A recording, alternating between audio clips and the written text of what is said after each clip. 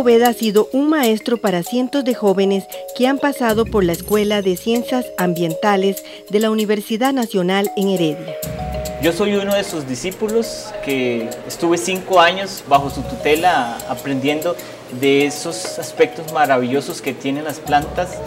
Después de esos 5 años que estuve con él, tuve la oportunidad de hacer mi posgrado y no solo fue una iniciativa, sino la promoción que él me dio inicialmente y esa iniciativa que nos inyecta a todos los que pasamos por este herbario de que tenemos que ir mucho más allá de esa cima que nosotros vemos en esa montaña para llegar a ser y contribuir con nuestras ciencias naturales aquí en este país.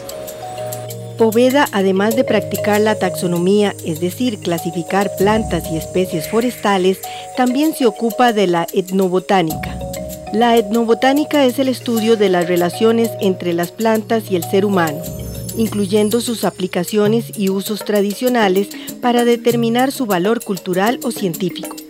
Ante la pregunta de si su trabajo, por más de 40 años, lo acerca más a la taxonomía que a la etnobotánica, Poveda respondió: las dos están íntimamente ligadas, porque me gusta mucho la taxonomía, la clasificación, la botánica sistemática, pero me gusta mucho todo ese bagaje, todo ese conocimiento, todo ese acervo cultural que se pierde en las arenas de los tiempos, ¿verdad?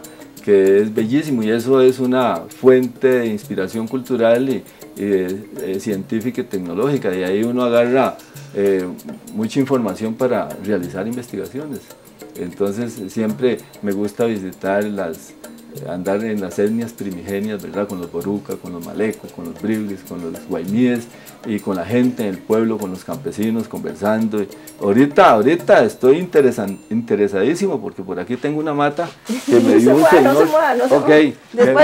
Que me dio un señor que ese me la dejó en la casa, que se comen las semillas y yo nunca había sabido que se comen.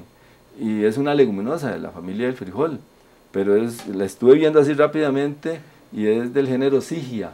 Y yo nunca he sabido que esas semillas se coman, y ellos dicen que las cocinan y que son riquísimas. Entonces estoy con una gana de ver cuál especie es y buscar información, ¿verdad? Ver las propiedades, porque puede ser peligroso. Según Poveda, la clave es averiguar las propiedades de las plantas para evitar problemas de toxicidad, y para ello es necesario investigar. Y hubo tanta influencia de las etnias primigenias, porque Costa Rica, usted sabe que fue centro de encuentro cultural de los mayas y todo eso que venían hasta aquí, y de los grupos de Sudamérica.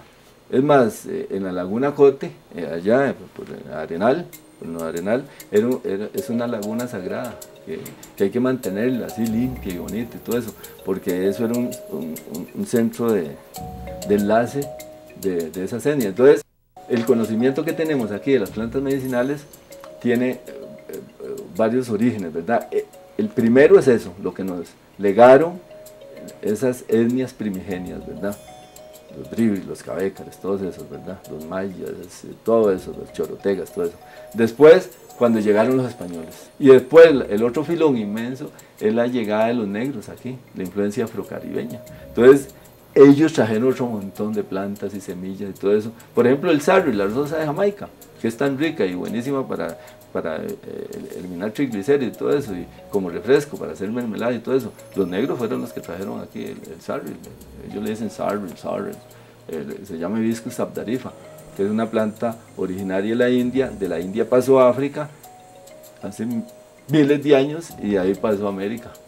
Tiene una vasta experiencia construida a lo largo de su relación como consultor de diversos proyectos, con instituciones como el CATIE, FAO, Centro Científico Tropical y la Universidad de Ottawa de Canadá. Eso ha hecho que su prestigio sea reconocido en Latinoamérica y otras partes del mundo.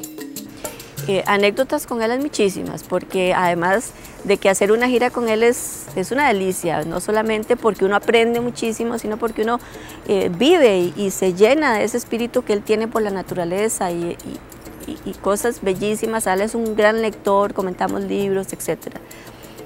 Recuerdo una vez en el rodeo que íbamos caminando, hacía un sol inclemente, era un camino largo, teníamos como 1 hora estar caminando en ese sol y de un momento a otro él se adelantó y lo vimos que estaba arrodillado frente a un árbol, ¿verdad? Haciéndole reverencias. Y nosotros nos asustamos. ¿Y qué es, Poe?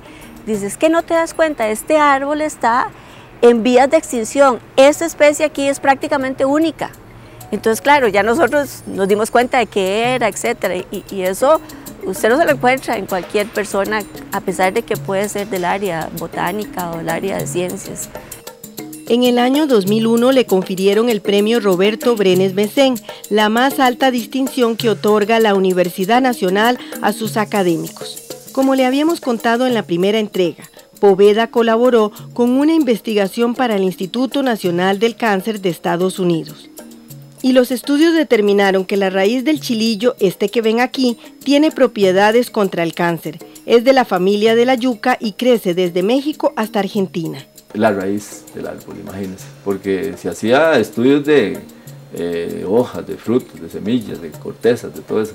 La raíz fue que dio resultados impresionantes, al punto que en Estados Unidos, en los laboratorios contra el cáncer, allá en Maryland, llegaron al tercer grado de investigación, que es análisis clínico ya con personas.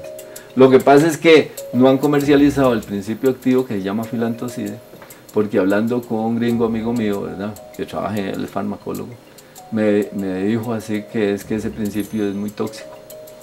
Pero entonces nosotros no nos hemos quedado queditos. Entonces, porque por experiencia de muchos años hemos sabido que muchos de esos principios químicos son muy tóxicos y están aislados solo.